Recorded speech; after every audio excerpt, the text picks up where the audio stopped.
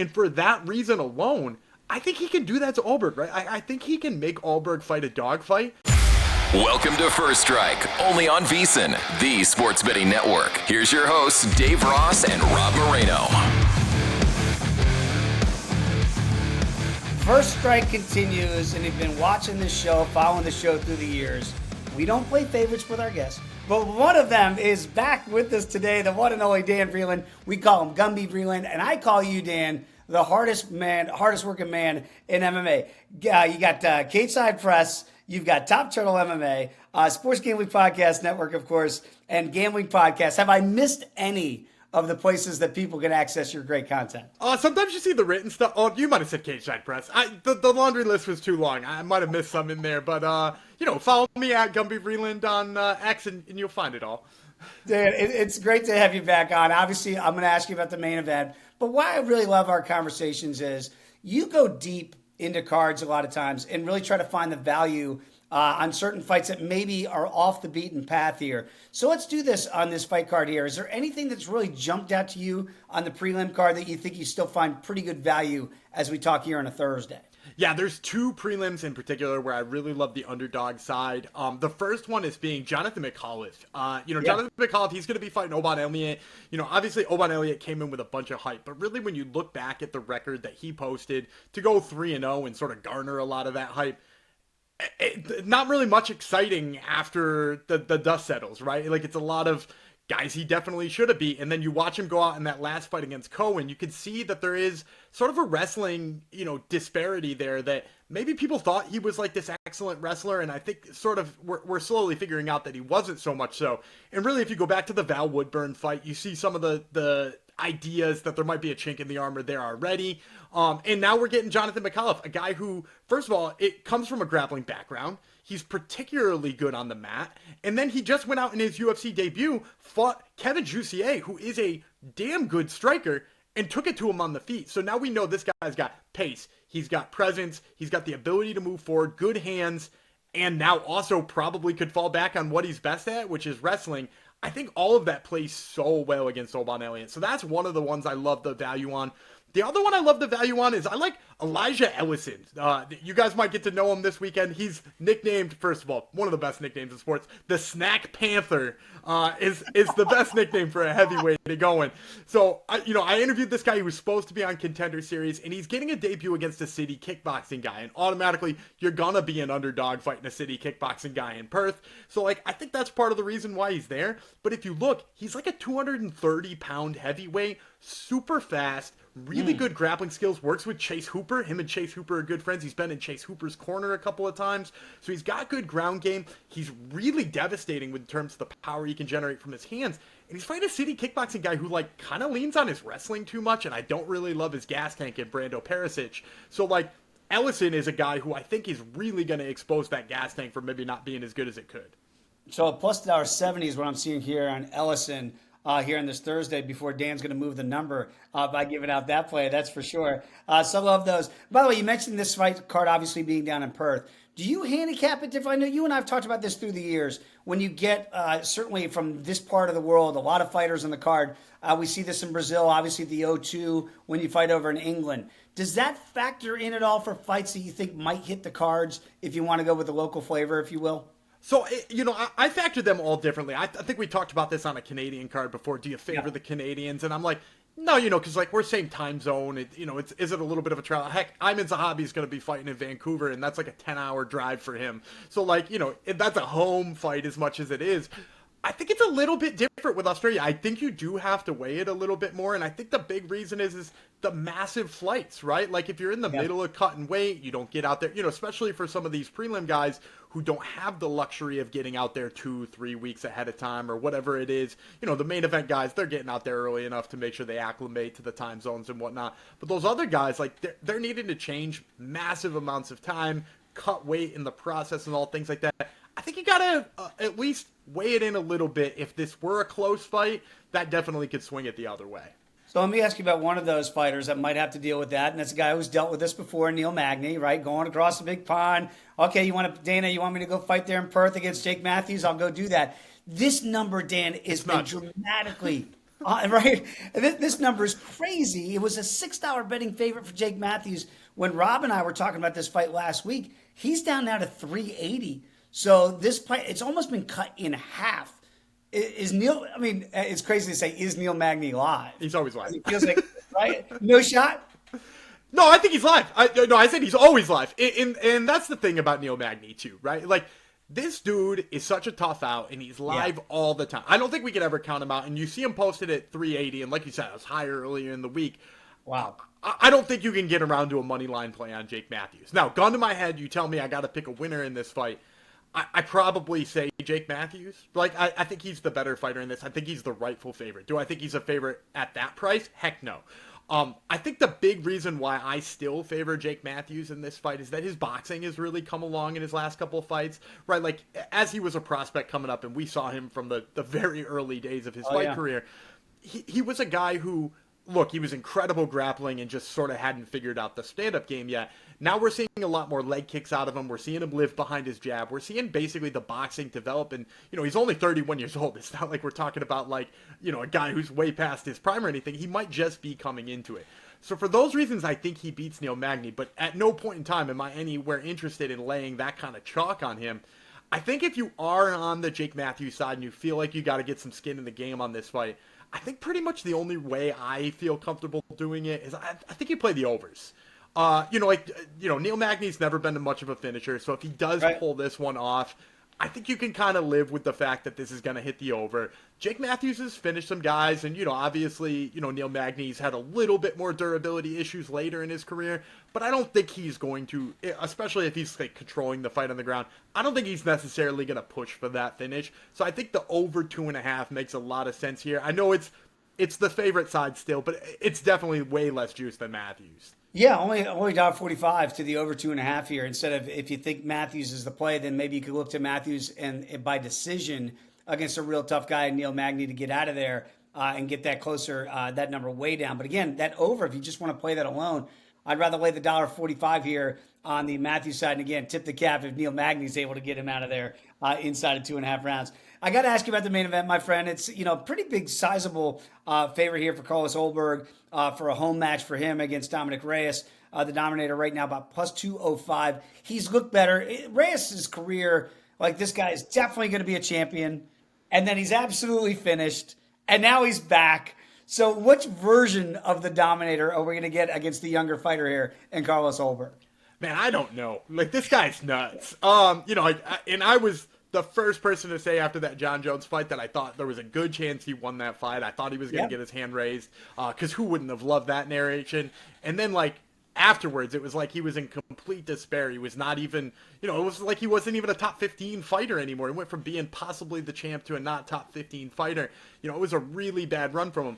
But what I've seen out of this recent run from him actually makes me kind of favor him in this fight, and especially at the price he's at. You're getting almost 2-to-1 odds here on him, or depending on what you shop around, you might even be able to get better than that.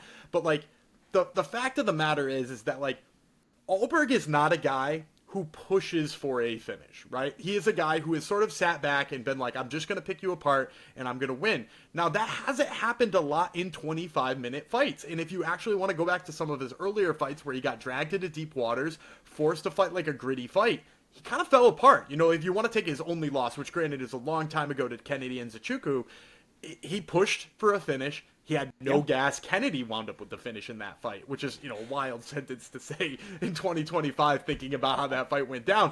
But, like, he has had issues with what happens if this turns into a gritty fight. And the thing I like about Dominick Reyes is like, even in the fights where he was finished early, even when we were about to write him out, he was going to turn that fight into a dogfight. He was going to turn that fight into a gritty one. I mean, he took a gritty fight to John Jones, which is a sentence, like, is insane to say. That, like, this guy made John Jones sweat. He made John Jones work more than he usually does.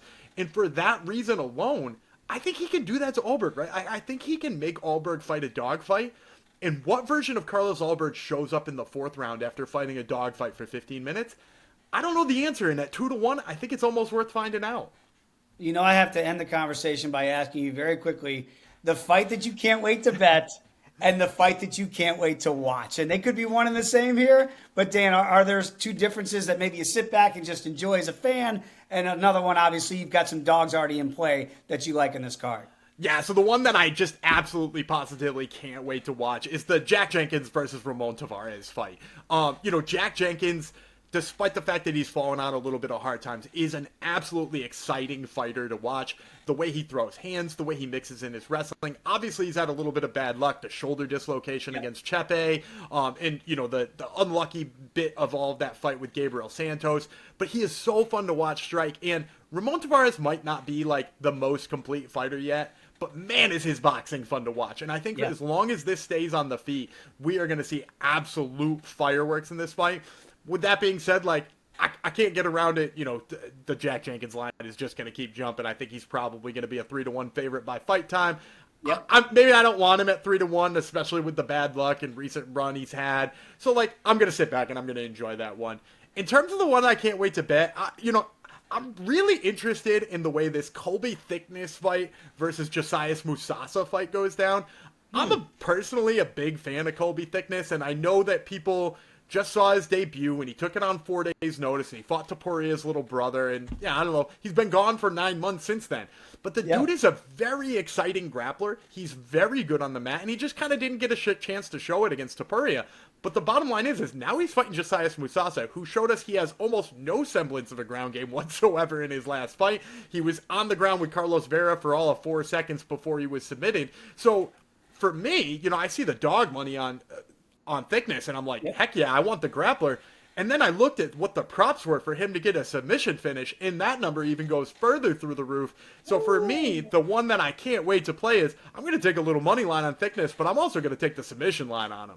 Love it. Plus $1.30 here for Colby here as the dog. And then you mentioned almost 3-1. Not quite there yet for Jack Jenkins. Right now I'm seeing minus 285 is what we're seeing here. Dan, it's just so great to cut it up with you, my friend. Again, the hardest working man in MMA. Everybody give him a follow on X. Gumby Vreeland. Dan, appreciate the time. We'll do this again soon, my man. Absolutely. There he is, everybody. Dan Vreeland, the best that the MMA has got to offer. Back with Rob Moreno here in a second as we continue First Strike.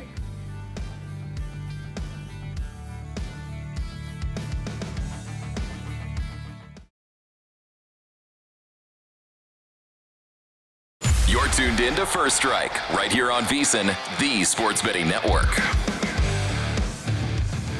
Great conversation with Dan Vreeland as always. El Modelo, Rob Moreno joins me here once again. And Rob, before I get to your model picks for this week, we do want to remind everybody that before you bet these cards, a quick reminder, if you're serious about sports betting and UFC betting in general, you got to become a VSiN Pro subscriber as little as $9.99 for your very first month, so you get access to best bets, to betting splits, and all the sharp content you need. All you have to do is go over to VSiN.com/subscribe, $9.99. And Rob, you put your picks up there in the picks page for everybody too, right? I have been. Yes, I have. Yeah. There you go. So you can find them there.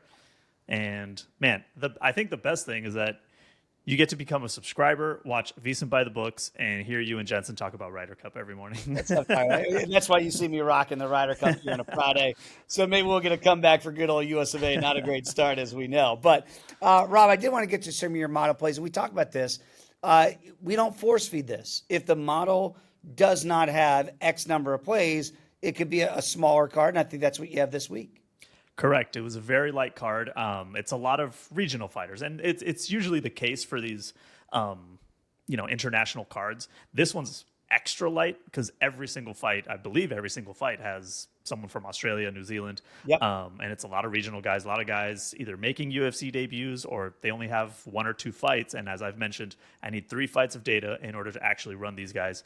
So I had 4. It went down to 3 after Junior Tafa situation.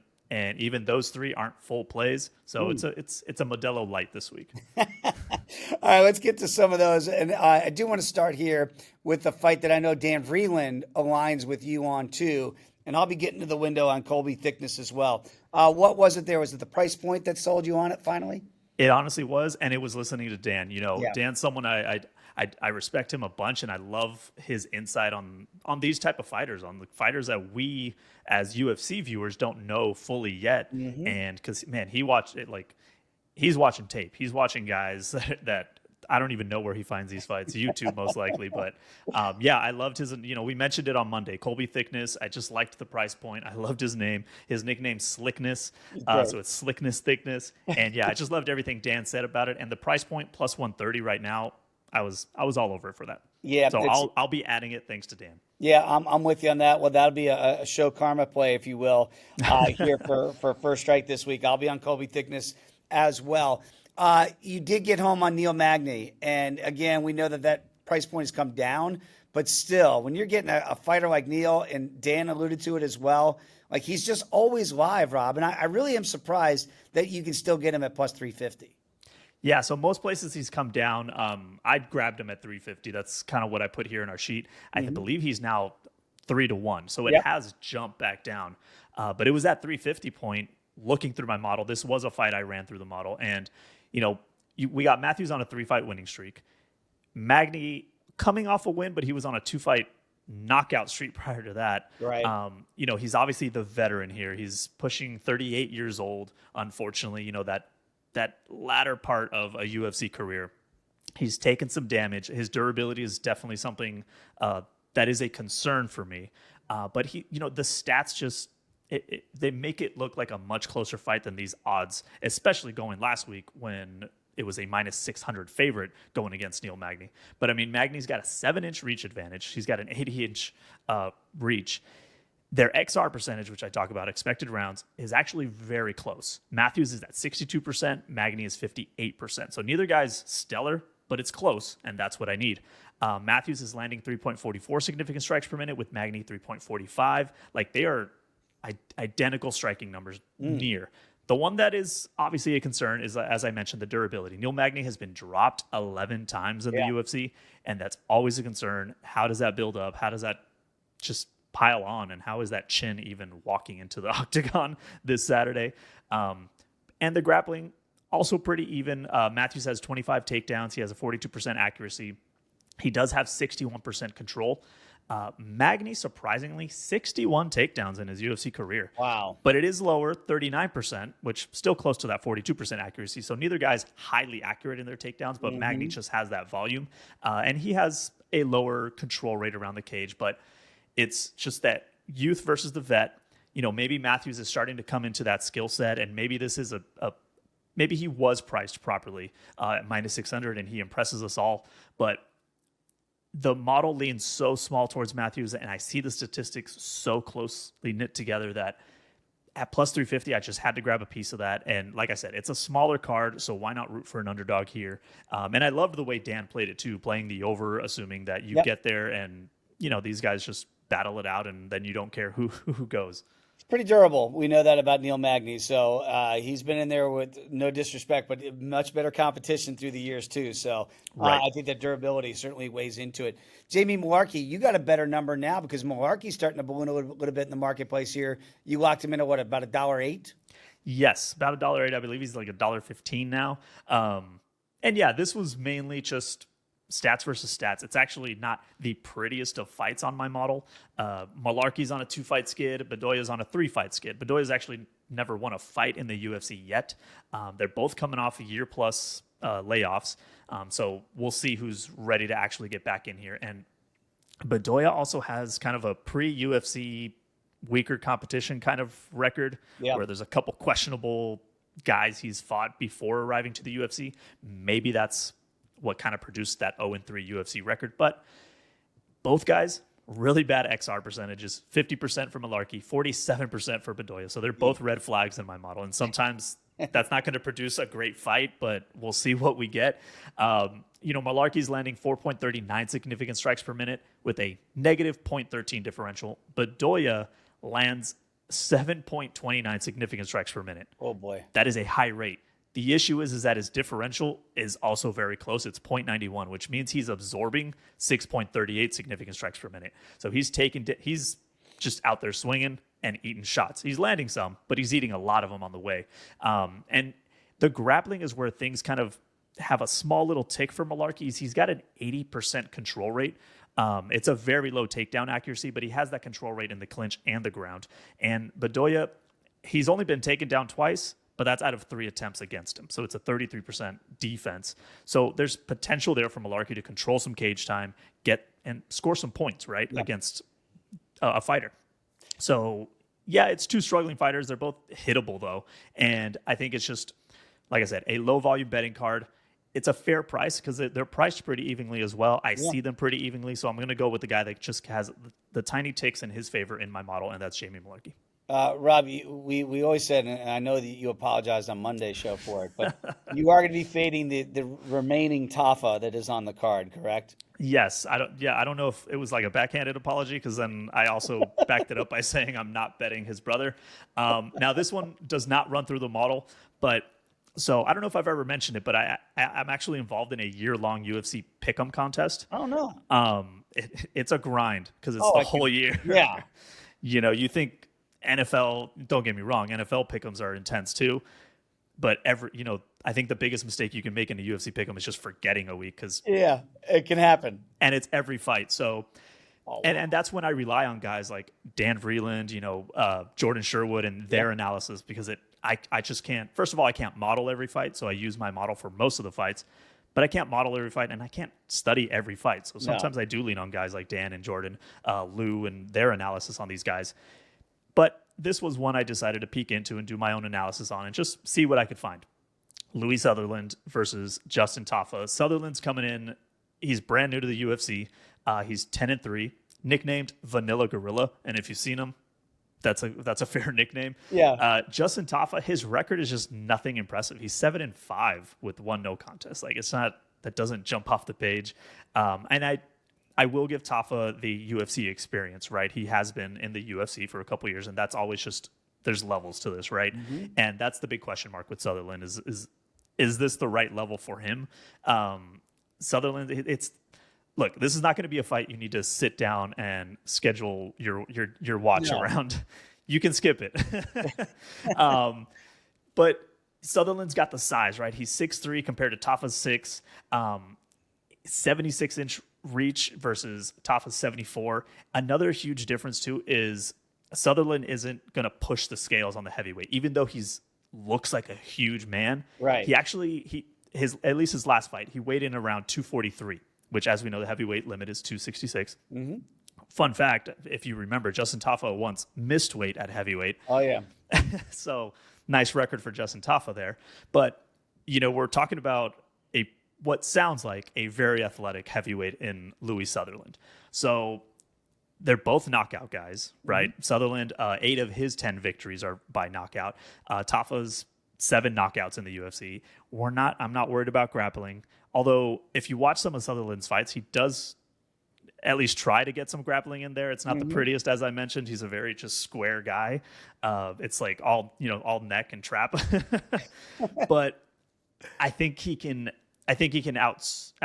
outstrength Justin Tafa here. And like I said, it's not going to be the prettiest thing. And even earlier in the week, it was a little closer together. They were both that minus pick'em price. He's now plus 105 this morning. So I'm just taking another dog. Like I said, there's no model play here. There's no deep analysis, but it's just a little bit of homework, finding that I think he can outpower Justin Tafa here. I know that you do have a model play in the main event, and it's something that Dan and I talked about as well, that we look at Dominick Reyes at over a $2 betting underdog, 205 we were seeing here in the marketplace. It just feels like it's too steep, that number should be shorter. And are you tempted? Does the model find that is a playable number for the Dominator side? So the model leans Ulberg, right? Like, things they do go Ulberg's way, but it's one of those things I have to weigh in the fact that who has that strength of schedule? Who have they put these numbers up against? And Ulberg only until recently has fought a couple higher caliber light heavyweights, but they have him in the most exciting fights, right? That Jan Blachowicz fight wasn't exactly this eye-opening, like, wow, we've got a contender here. And I think some even argued, like, did Ulberg really win that fight, or did he just not lose the fight, right? That's the vibe I got watching it. It was more So, but I get it. He's on an 8-fight win streak, which is impressive in the light heavyweight division. Mm-hmm. His first loss was his UFC debut. Reyes, as we talked about on Monday, after that loss to John Jones, he went on that 3-fight knockout skid. But since then, he's stacked up 3 knockout wins. And I think for Reyes, it was one of those things where I think it was a mental thing, right? After losing to John Jones, what some perceived as he should have been handed the belt that night. And he went on this 3-fight losing streak. I think it was a lot of mental. I think it was a lot of like, man, I'm not a top light heavyweight in this game anymore. And I think it built that confidence back, him getting those 3 knockouts. And his numbers are still not awful. You know, Ulberg, he does have the higher XR percentage. But once again, who has he been in there with to put that number against? 77% XR percentage. Reyes, regardless of a 4-fight losing streak, he has a 63% XR percentage. So he's still winning most rounds that he's involved in. He's the veteran. I think he's going to be smarter in the cage. He fights smarter than he used to, obviously. And this is a strictly striking fight, right? There's not a lot of ground. I think they have a combined 5 takedowns between the two guys. Yeah. You know, in Ulberg, he does land great. Hits 6.82 significant strikes per minute, and he has a positive 2.6 differential. So he's not getting hit as much either. Reyes, equally, 5.58 significant strikes per minute with a 2.04 differential. So he's got a lot of output. They both avoid damage as well. And actually, the damage does go in Reyes' favor, too. He almost nearly absorbs only 3 significant strikes per minute, which is elite for striking. They're both very elite strikers, as we know. And the grappling, as I mentioned, it's highly minimal. It just comes down to that price. It just comes down to the price. Ulberg's too big a favorite for me for something that I've truly seen untested. Nothing against Jan Blachowicz, but I think it's just this is a better test to see where he's at. And I think the number just screams grab Reyes. I grabbed him at plus 205. And again, we've talked about this a little bit on Monday as well. It bears repeating that it does feel like if Dominick Reyes does have one more title shot run in him, it has already begun. And really, this is a way to get the attention. Again, next week, we can't wait to do it right here in First Strike when we're talking about Ankalaev against Alex Pereira in that rematch. Our first pay-per-view. There we go. Our first one. For the rebirth of First Strike. That's right. We're really excited about that. But I think Reyes has got to be thinking in that context, right? Like if these guys are rematching each other already, and I go out there against a guy that's got an 8-fight win streak here in the UFC. And an away game, by the way. Right? Going on the road to Perth and getting this done, that Dominick Reyes could throw his hat right in there as a contender potentially for the winner of Ankalaev and Alex Pereira next week. Rob, great stuff as always, my man. Look forward to it each and every week. We'll do it again on Monday. Yes, we will. We'll recap it on Monday and then give you our picks again on Friday. Subject to change because we might move up the schedule a little bit because people have been asking, hey, we want those picks quicker in the week. So that is foreshadowing potentially for trying to make some moves. That's right. For the people. We're tabling the conversation right now. But for Dan Vreeland and Rob Moreno, I'm Dave Ross. Thanks for watching First Strike, and we'll see you on Monday.